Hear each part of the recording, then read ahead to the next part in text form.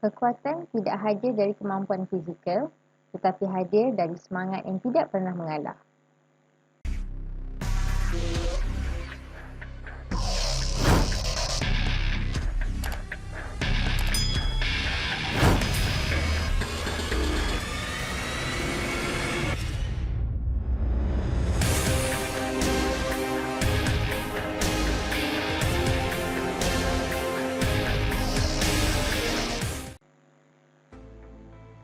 Assalamualaikum, berjumpa kita lagi pada kali ini. Okey, hari ini kita nak membincangkan mengenai bab 2 perwakilan data bagi subjek asal sains komputer tingkatan 1.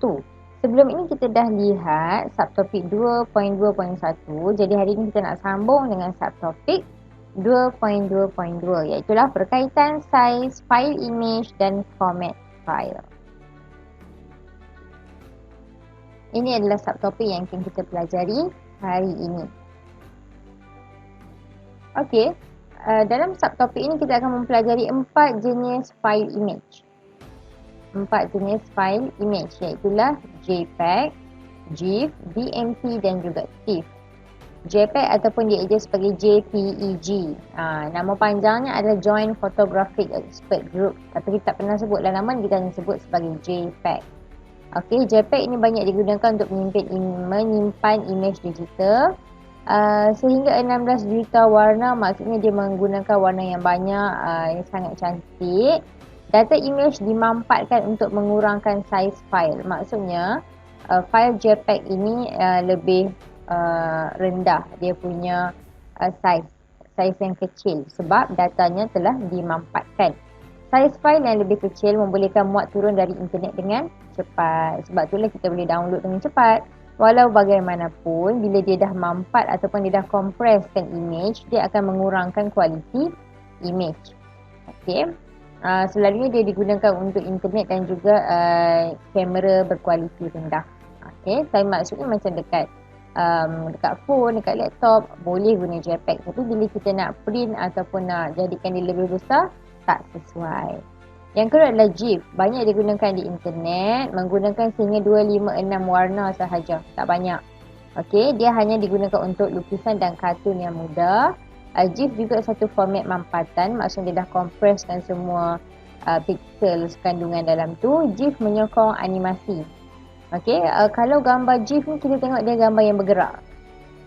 Okey, gambar yang bergerak itu ada dalam format .gif, .gif lah. Okey, seterusnya adalah BMP ataupun bitmap. Format ini mempunyai bilangan warna 256 hingga 16 juta warna, lebih sama macam JPEG. Data image tidak boleh dimampatkan. Maksudnya dia belum dikompres. Jadi saiz file adalah besar dan format ini adalah berkualiti tinggi. Selalunya digunakan untuk poster dan penerbitan. File image yang seterusnya adalah TIFF ataupun TIFF.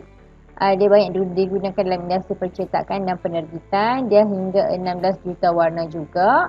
File image boleh dimampat tanpa menjejaskan kualiti. Okay, kita nampak kan ada JPEG, BMP dan TIFF. Data dia boleh dimampat, tapi ada yang menyebabkan pengurangan daripada segi kualiti, ada yang tidak berubah daripada segi kualiti. Kita akan tengok perbezaannya. Perkaitan antara kualiti, saiz, kedalaman warna dan juga resolusi image. Okey, apa berlaku kalau kita nak kualiti yang cantik? Apa yang berlaku pada saiz? Apa berlaku pada kedalaman warna? Itu yang kita akan belajar dalam subtopik ini. Okey, kita tengok di sini. Kualiti dan saiz image dipengaruhi oleh kedalaman warna, resolusi dan dimensi image digital.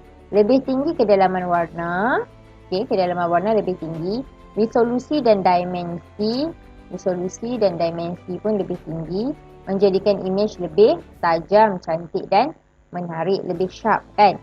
Okey, lebih banyak resolusi dan dimensi, lebih banyak pixel yang diperlukan, saiz image menjadi lebih besar. Okey, maksudnya lebih banyak pixel, lebih banyak warna yang kita pakai, saiz image akan menjadi lebih besar. Sebab itulah gunanya kita nak kompres, kita nak mampatkan image tersebut.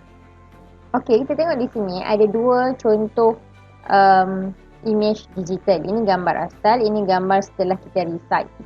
Okey, mulanya horizontal dan vertical 100 dan 100. Okey, 100 darab 100 lah dimensi. Horizontal pun sama, tak berubah gambar asal. Tetapi bila kita besarkan dia, gambar setelah resize. Dia cakap tadi gambar setelah resize pixelnya, nampak pixelnya bertambah. Nampak pixel horizontal dan vertical dia bertambah. Jadi apa kesimpulan yang kita dapat buat? Lebih banyak pixel, lebih besar image digital. Tapi kualiti kita akan tengok lepas ni. Okey, seterusnya adalah perhubungan antara saiz audio dengan kadar kedalaman bit. Ini untuk audio digital. Okay. Kadar kedalaman bit audio sama dengan jumlah bilangan bit dan 1 untuk setiap masa main balik ataupun playback time. Maksudnya, kadar kedalaman audio tu adalah sama dengan berapa banyak bit kosong dan 1 untuk every second dia mainkan balik satu audio. Okey, formulanya begini. Kadar bit adalah kadar sampel dalam unit hertz darab dengan kedalaman bit darab dengan saluran. Okey, seperti mana kita tahu, kalau audio mono maksudnya hanya satu saluran. Stereo, saluran kanan dan saluran kiri. Kita ambil contoh, kalau kita dulu-dulu ada satu radio yang besar, kalau ditulis itu stereo tu maksudnya kedua-dua speaker dia tu berfungsi dengan betul. Kalau mono hanya satu speaker saja berfungsi, macam itulah maksudnya stereo lebih jelas, lebih sedap didengar. Okay. Satu fail audio ada kadar sampel 44,100 Hz dan kedalaman 16 bit dan 2 saluran. Kadar kedalaman bit dia berapa? So kita darab. Jika diberi itu bukan dalam bentuk saat, so kita kena ubah dia dalam bentuk saat lah. Kalau diberi dalam bentuk minit, kita kena ubah dalam bentuk saat supaya kita dapat jawapan berapakah kilobit per second. Berapakah bit yang dimainkan dalam tempoh dalam setiap saat.